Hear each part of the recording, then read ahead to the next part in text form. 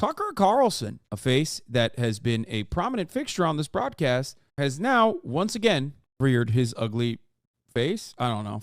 All right, this is episode 1, titled Ep 1. That's it. Oh, God, this is going to be so good. Tucker Carlson went from being the most popular news broadcaster in the country and an incredibly important asset to the growing American fascist movement to literally broadcasting 10-minute videos on Twitter. Tucker Carlson officially went from the guy who was at the top of the leaderboard to someone who has less prominence than me. Someone who's doing something that is even a lower budget production than your favorite Twitch streamer, Hasanabi Piker. Okay? Like, Twitter is probably one of the lower ends of posting. That's precisely the reason why some of the, best Twitter posters, quote unquote, will oftentimes try to turn those Twitter posts into like Ko-Fi subscriptions, Substack subscriptions, or even in the unique case, Twitch streaming, right? Or podcasts, as a matter of fact. And that's why it is like, it's not just like a little downgrade, it's like a major downgrade, okay? It's multiple layers down. The broadcast in and of itself is always going to be hard to pull off, logistically speaking, because Twitter is notoriously awful at like video on their platform. So that's where Tucker Carlson's at. I just need you to understand that real quick before we watch this video. Somebody blew up the Kakhovka Dam in southern Ukraine. The rushing wall of water wiped out entire villages, destroyed a critical hydropower plant, and as of tonight, puts the largest nuclear reactor in Europe in danger of melting down. So if this was intentional, it was not a military tactic, it was an act of terrorism. The question is, who did it? Well, let's see. The Kakhovka Dam was effectively Russian. It was built by the Russian government.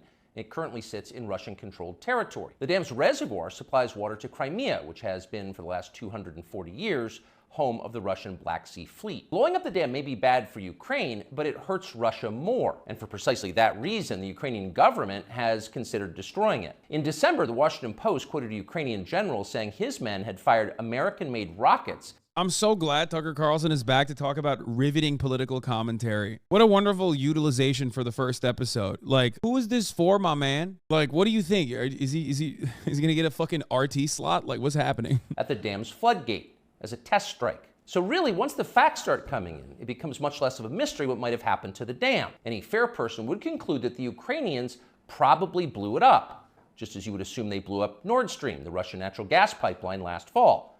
And in fact, the Ukrainians did do that, as we now know. It's not like Vladimir Putin is anxious to wage war on himself. Oh, but that's...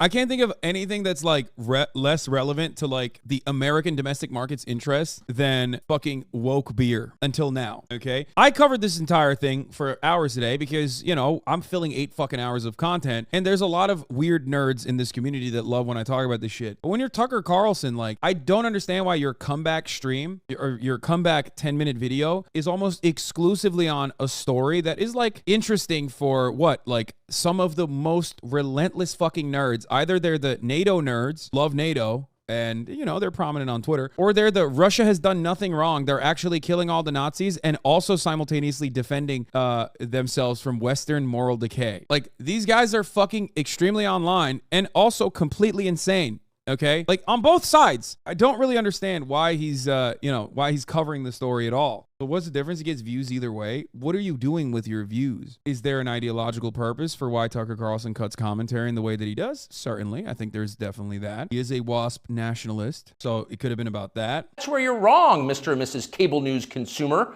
Vladimir Putin is exactly that sort of man, the sort of man who'd shoot himself to death in order to annoy you. We know this from the American media, which wasted no time this morning in accusing the Russians of sabotaging their own infrastructure. I guess this is like, for him to come across as like even-keeled to a broader audience. I don't know. Bill Kristol, the man who once told us that Saddam Hussein was responsible for 9/11, immediately denounced Putin as a war criminal and even more savagely compared him to Donald Trump. The rest of the pundit class made similar, clearly coordinated noises. Putin did it! Putin did it! And their reasoning was simple.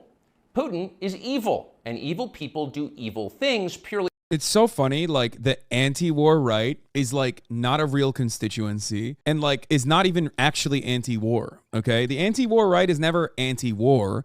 They're anti-this war. They're anti-unproductive wars, right? That means that there's still productive wars that they're on board with.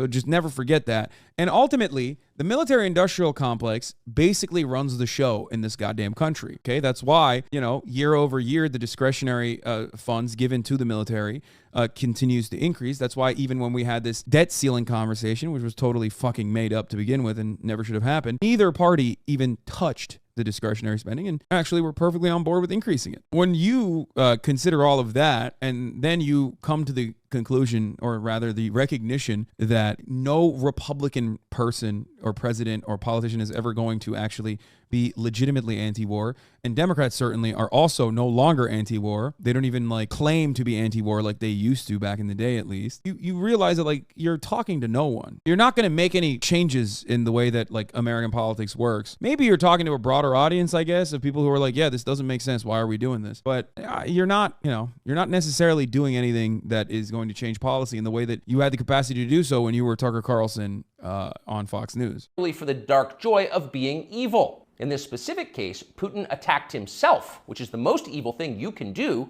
and therefore perfectly in character for a man that evil. That was their explanation. No one who's paid to cover these things seemed to entertain even the possibility it could have been the Ukrainians who did it. No chance of that. Ukraine, as you may have heard, is led by a man called Zelensky, and we can say for a dead certain fact that he was not involved. He couldn't have been. Zelensky is too decent for terrorism. Now, you see him on television, and it's true you might form a different impression. Sweaty and rat-like, a comedian turned oligarch, a persecutor of Christians, a friend of BlackRock. But don't Damn, he's reading fucking Zil Disney to filth, though. believe your own eyes.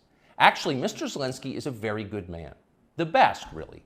As George W. Bush once noted, he is our generation's Winston Churchill. Of all the people in the world, our shifty, dead-eyed Ukrainian friend in the tracksuit is uniquely incapable of blowing up a dam. He's literally a living saint, a man in whom there is no sin. That's why Lindsey Graham is so attracted to him. They're just two good people, hanging out together and being good. And like all good people, when they meet in person, let's say Donald Trump wins tomorrow, okay? And he's the president. And he keeps giving literally all of the same exact weapons to Ukraine while simultaneously claiming that he's not, or whatever the fuck, right? In the media. But he absolutely continues to do so. What's Tucker going to do? Is he going to be like, wow, Donald Trump claimed that he was no longer going to arm the Ukrainian movement.